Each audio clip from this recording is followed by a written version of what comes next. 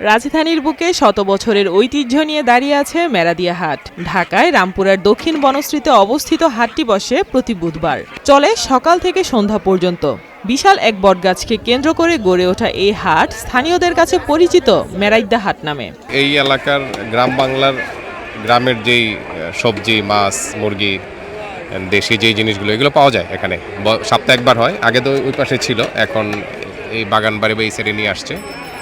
তো এখানে আসলে আমরা প্রতি সপ্তাহে বাজার করি। জানা যায় ব্রিটিশ শাসনের মধ্যবর্তী সময়ে জমিদার জানকী ভল্লভ এই হাটটি প্রতিষ্ঠা করেন। এক সময়ের গ্রাম্য আবহে গড়ে ওঠা এই হাটটি নাগরিক চাপে তার ঐতিহ্য আর জৌলুস হারালেও এখনো কালের সাক্ষী হয়ে টিকে আছে। যে বটগাছটিকে কেন্দ্র করে গড়ে উঠেছিল মেরাদিয়া হাট, সেটি এখন আর নেই। তবে কালের বিবর্তনে এই হাট এখনো ঢাকার ঐতিহ্যে পরিণত হয়েছে।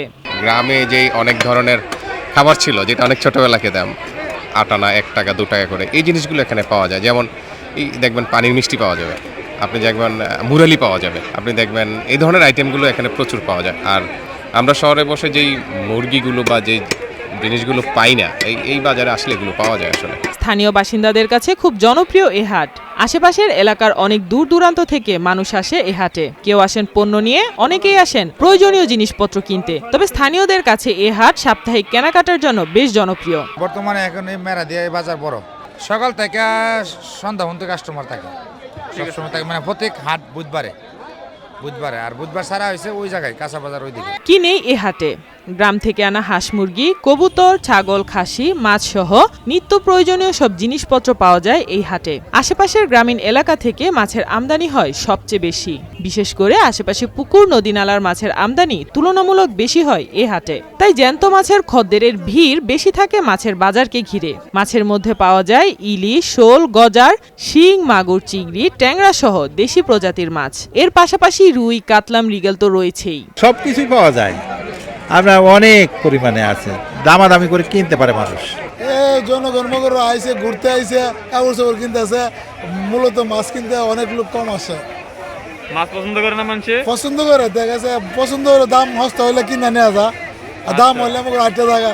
পাশাপাশি খাবার দাবার, নিত্য প্রয়োজনীয় জিনিসের পসরা সাজিয়ে বসেন দোকানিরা। রয়েছে মজাদার মিষ্টির হরেক রকম আয়োজন। কেউ কেউ বিক্রি করতে নিয়ে আসেন মুখরোচক সব খাবার। ক্রেতা বিক্রেতাদের হাঁক ডাকে মুখরিত হয়ে ওঠে পুরো বাজার। পানির মিষ্টি পাওয়া যাবে, আপনি দেখবেন মুরালি পাওয়া যাবে, আপনি দেখবেন এই ধরনের আইটেমগুলো এখানে প্রচুর পাওয়া যায়। আর আমরা শহরে বসে যেই মুরগিগুলো বা যেই জিনিসগুলো পাই না, এই বাজারে আসলে এগুলো পাওয়া যায়। আচ্ছা, অব্যবস্থাপনার অভিযোগও। তবে সবকিছু ছাপিয়ে এখানে কেনাকাটা করে স্বস্তি পান স্থানীয়রা। এখানেই এই বাজারে আসেন আস্ত খাসি কিনে নিয়ে যেতে।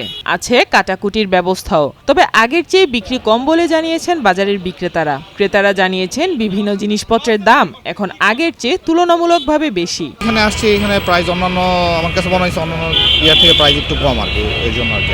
বাজারের অবস্থা বর্তমান ভালো না।